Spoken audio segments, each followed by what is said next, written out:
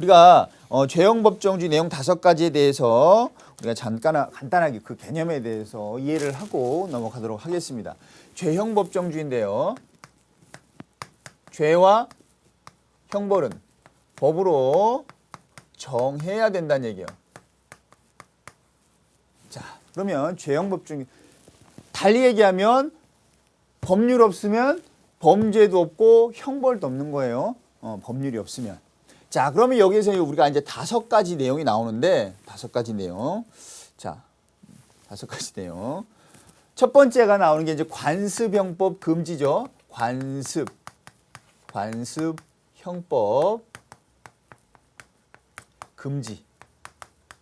금지인데요. 그 다음에 두 번째가 뭡니까? 소급표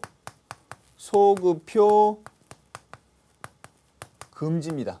소급표 금지. 그 다음에 세 번째가 명확성의 원칙.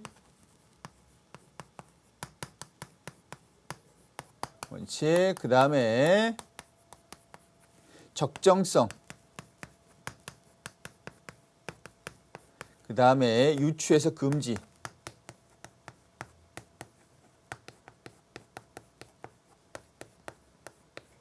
이 5가지가 바로 죄형 법정주의입니다. 그럼 일단 첫 번째 관습형법 금지 말 그대로 그냥 이해하시면 돼요. 관습형법은 금지예요. 즉 우리는 이걸 뭐라고 하냐? 성문법주의.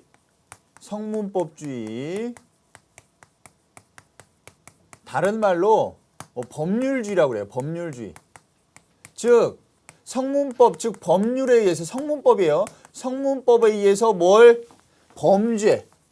범죄라든지 아니면 형벌을 규정해야 되는 거예요.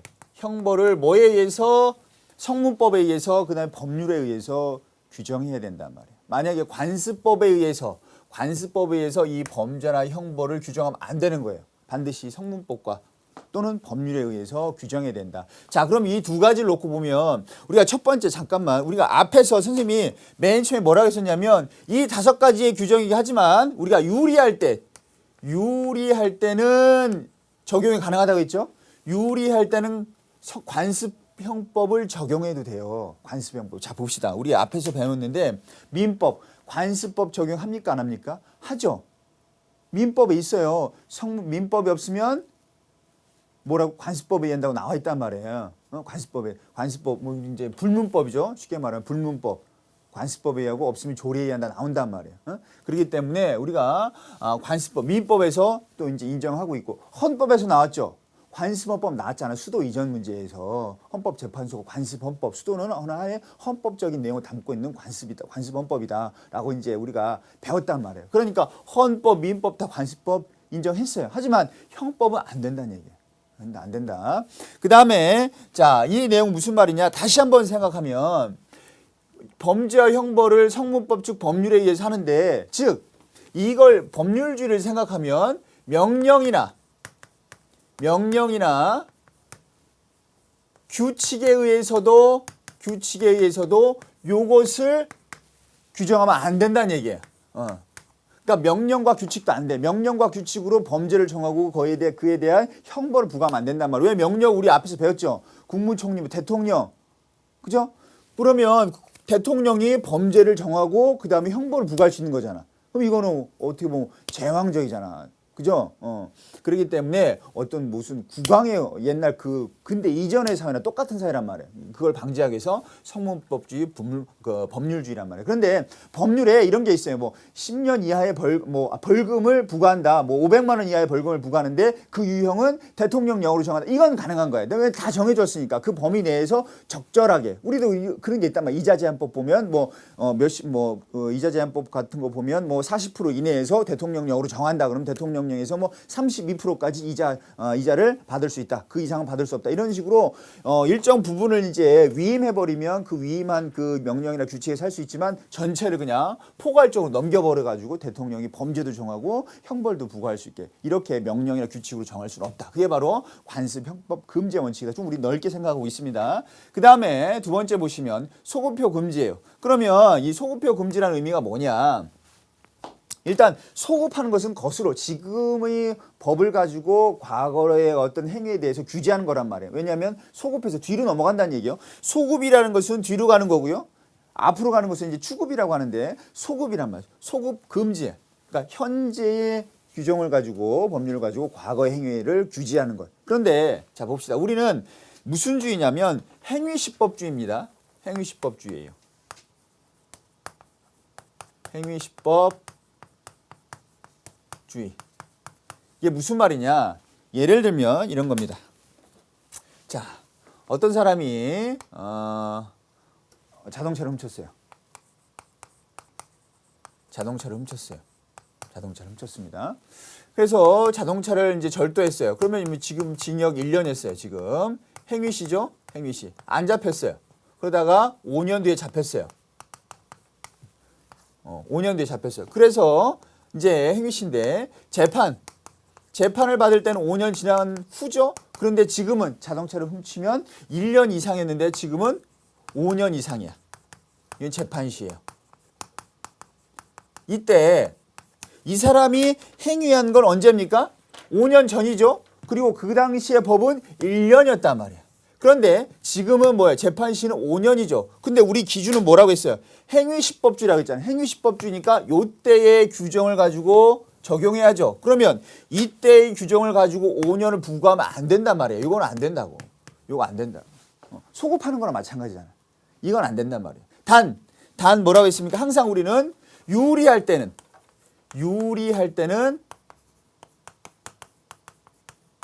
유리한 경우 적용한다고 했죠. 그러니까 이게 1년에서 5년으로 바뀌었으면 5년을 적용할 수 없는데 이게 만약에 5년에서 1년으로 바뀌었다. 그럼 이게 유리하죠? 유리하면 적용되는 거예요.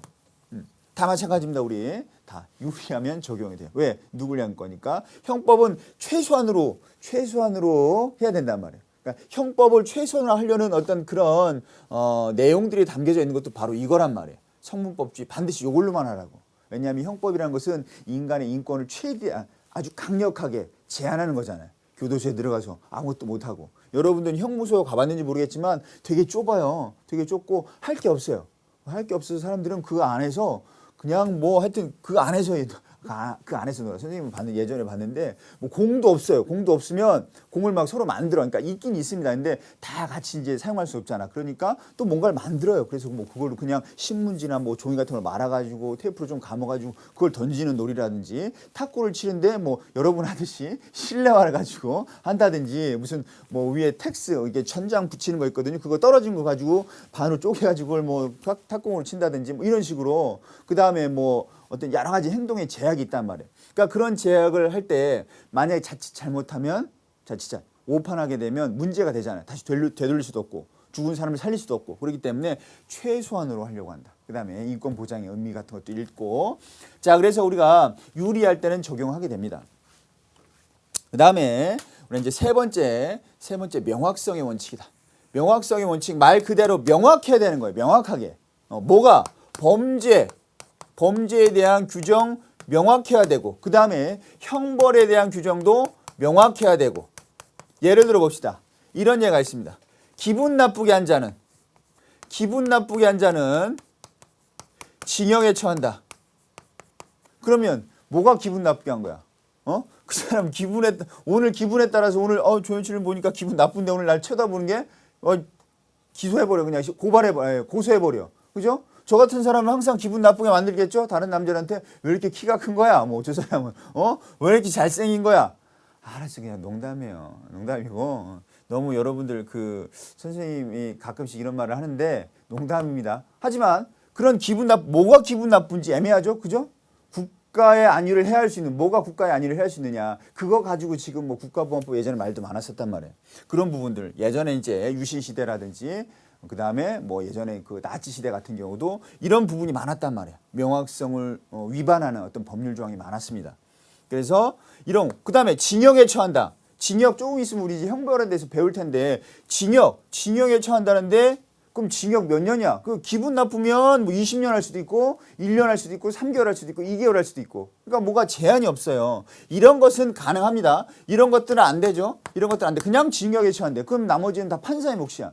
그런데 뭐 이런 것들은 가능하죠. 5년 이상. 최소한 이것은 5년 이상. 뭐 아니면 뭐 1,000만 원 이상. 아니면 뭐 3년 이하. 왜냐하면 행위 유형이 다 같은 건 아니잖아. 그렇기 때문에 이렇게 범위를 정해준 건 상관없지만 아예 뭐 그냥 범위 없이 징역에 처한다. 이런 것들은 다 명확성 원칙에 반한다. 그러니까 범죄와 형벌을 규정할 땐 좀 명확하게 해야 된다는 얘기예요. 명확하게. 그렇다고 뭐 뭐 살인한 자는 10년 딱 해놓으면 다 10년이잖아. 그죠? 운전하다가 실수로 해가지고 뭐 어떤 사람 피하려다가 아니면 뭐 실수로 해가지고 사람을 치어서 죽인 거하고 그 다음에 진짜로 죽이려고 해가지고 수리탄을 터트려가지고 몇십 명 죽인 거하고 다 똑같이 이제 10년 하면 안 되죠. 그러니까 그 상황은 좀 틀리기 때문에 그 상황의 범위 내에서 이제 정할 수 있도록 형벌의 어떤 범위는 정해줄 수 있지만 그냥 징역을 처한다. 아니면 그냥 딱 10년이다 할 수는 없단 말이에요. 행위 유형이 다 다르기 때문에. 자, 명확성 원칙, 범죄와 형벌에 대해서는 명확하게 된다. 명확해야 된다. 그 다음에 적정성은 뭐냐면 적정성의 원칙은 뭐냐면 범죄가 있어요. 범죄와 그 다음에 형벌은 서로 좀 적정해야 돼. 빵을 훔쳤는데 징역 10년, 사람 죽였는데 징역 11년. 너무 적정하지 않잖아. 사람을 죽였는데 11년이고 빵 훔친 거 또 10년이고 적정하지 않단 말이야. 그러니까 이것은 뭐가 필요하다? 자, 균형성, 그 다음에 뭐 비례성의 문제다. 자, 이것을 요구하는 게 바로 적정성이다. 자, 이를 통해서 법관의 어떤 자의적 판결, 그걸 우리는 자의성이라고 하거든요. 자의성. 그러니까 법관의 어떤 자의성을 배제하려는 하나의 원칙이다. 자, 그게 바로 이제 적정성이고요. 그 다음에 마지막으로 유추해석 금지입니다. 유추해석 금지. 유추해석이라는 것은 뭐냐면 규정이 없어요. 법률에 규정이 없어.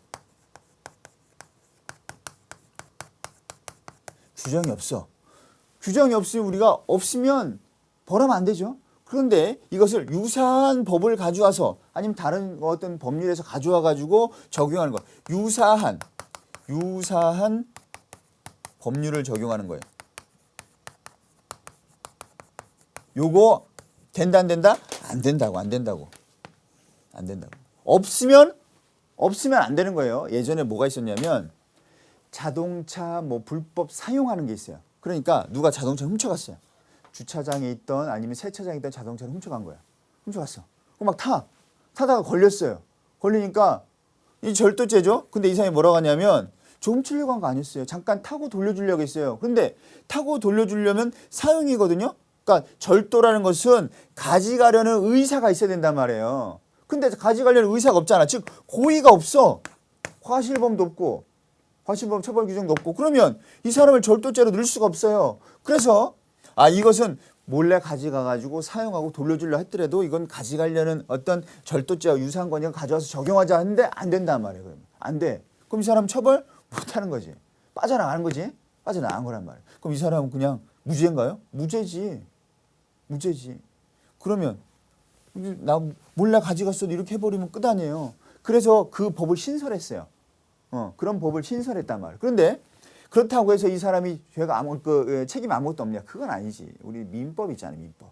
손해배상. 그렇죠? 손해배상 청구하면 된단 말이에요. 하지만 이걸로는 안 되죠. 형법으로는 그런 상황이 되면.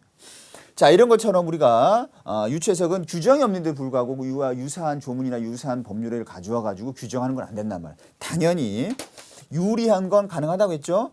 유리한 건 유추 적용할 수 있다. 항상 유리한 거 적용할 수 있다 했어요. 만약에 뭐 관습형법에 뭐 이런 부분이 있는데 이것이 조금 형을 감경하는 사유다. 유리한 사유죠. 그러면 이제 그걸 적용해서 좀 감경할 수도 있고 할 수 있는 거예요. 유리한 경우는 할 수 있다. 자, 이게 바로 우리가 죄형 법정주의입니다. 죄형 법정주의. 자, 그럼 이게 이제 이런 기초 이론이 있는데 형법의 이론인데 자, 이거 이제 근거에서 우리가 이제 범죄를 규정해야 된단 말이에요. 범죄 규정.